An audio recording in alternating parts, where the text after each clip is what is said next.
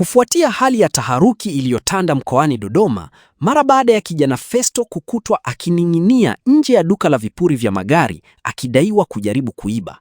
Tukio hilo limeibua mjadala mkubwa. Mbali na maoni tofauti, baadhi wamefika mbali na kuuliza namba ya mganga wa mmiliki wa duka hilo, hali iliyoipa Chamwino News sababu zaidi ya kuendelea kufuatilia tukio hilo kwa kumtafuta mmiliki wa duka hilo ili kusikia upande wake, baada ya kupata taarifa hizi ambazo hazikumshitua kabisa. Yule kijana mimi nilifungua gereji, by then yule kijana ni kijana ambaye ni fundi mzuri lakini ni mwizi. Yes, kwenye mitaa ambaye anaishi mitaa Chaduru hapo, nafikiri wengi wanamfahamu, ni mdokozi. Kwa hiyo nafikiri alishawahi kuwa na matukio kadha, nafikiri atako polisi. Yes, kwa hiyo ni by then mimi nikaona isiwe shida kumweka ofisini kwangu, nikaona isiwe shida.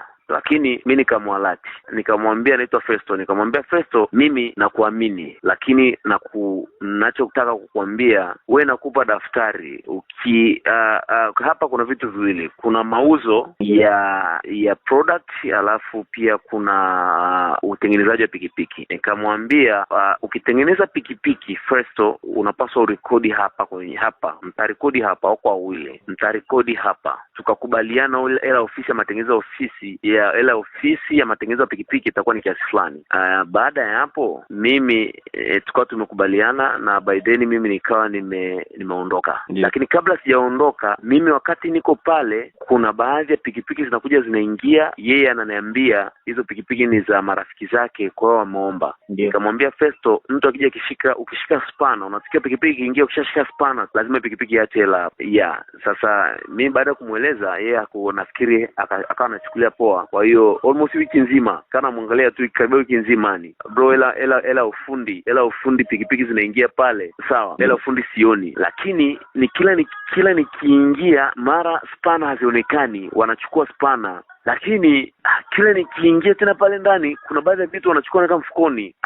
Sasa na mimi nilikuwa nasafiri, mara ya mwisho ndio kugundua hilo. Na mimi nilikuwa nasafiri, nikamuita, nikamwambia Festo, sitakuwepo na ninachokihitaji kuwa mwaminifu. Mimi nikaondoka. Baada ya kuondoka siku ya kwanza, siku ya pili, alichokifanya yeye, saa 9 usiku alikuwa yeye na mwenzake, hakuwa mwenyewe. Akaja pale ofisini, akaangalia sehemu anapoweza kuweka mkono ili aweze kuchukua oili kwa urahisi. Alichokifanya yeye akawa akaingiza mkono pale kwa lengo la kuanza kutoa oil hizo ili ampatie mwenzake. Sasa kilichotokea, yeye anakifahamu mwenyewe, labda ataamua kupindua tu maneno, lakini kilichotokea ni kwamba yeye baada ya kuanza sasa kutoa, na alianza kutoa, yule mwenzake akapokea, sawa. Mwenzake alipoanza kupokea, yeye sasa kilichotokea, yeye anajua mwenyewe, sawa, na nafsi yake labda atakanusha. Kilichotokea ni kwamba hivi, yule mwenzake yeye sasa baada ya kuanza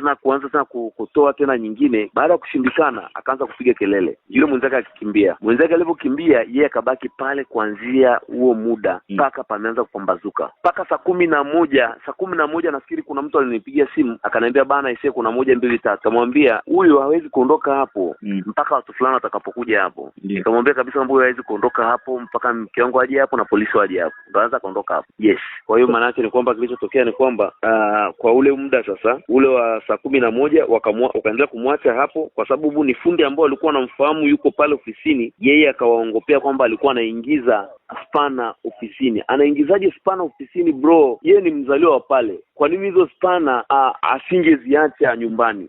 Umeona, akaanza kuongopea watu pale, sio anakuja kuchukua spana, sio mambo kama kibao pale hivi. Sawa. Sasa kutaka kumpiga ili maanake mwisho siku. Sasa mimi nikawaambia wao wanapaswa wachukue maamuzi sasa, kwa sababu huyo ni mwizi. Umeona? Yes. Kwa hiyo sasa nafikiri kana naongopea tu watu pale kwamba sio kuna kitu kiko huko ndani. Sasa watu pale sio wanamfahamu kwamba anaingiaga pale sisini, kwa hiyo hawakutulia maanani kama ni mwizi. Wengi kitu ambacho wanatamani kukifahamu au ambacho tunatamani kukifahamu ni kitu gani ambacho kilifanya mpaka akanasa ile sehemu? Kulikuwa kuna gundi, kulikuwa kuna shoti. Mkuu, hizo ni kodi. Ndio. hizo ni kodi mkuu. Okay. Hizo kodi na mimi nilipewa hizo kodi. Kwa hiyo hizo kodi mimi naweza nikatoa kodi kwa mtu mwingine, yeye ndo akahusika na huyo mtu mwingine anahusika. Hizo kodi mkuu mimi sihusiki hizo. Bro, mimi nikwambie kitu, yule kijana mimi nimemnunulia simu. Alikuwa hana hata simu. Umeelewa? Yes. Mpaka na simu nimemnunulia. Nilimuonya nikamwambia, bro, nikwambie kitu, mimi nimekuamini sana. Usiguse kitu ambacho hakikuhusu au kitu ambacho hatujakubaliana hapo ofisini. Usiguse. Bro, nilimwambia maneno mara yani sio mara moja. Kwa hiyo mimi nafikiri kwamba hawa vijana wanatakiwa kukifanya ni kwamba waelewe, mtu anapoweka biashara yake mahali au anapoweka kitu chake mahali, huyo mtu naye amepambana kukiweka hapo. Wao wasichukulie urahisi wao kwamba basi ngoja tukakitoe hapo au ngoja tukafanya hivi na hivi na hivi. So vitu vyote vinavyo, yani unajua mwisho siku, yani sio watu wote walikuwa na nilikuwa kama wiki 2 wiki ya 3 na ndo kafanya hivyo. Lakini kama wiki ya kwanza mimi nilishaambiwa kwanza, kabla hapo nilifuatwa na bosi wake.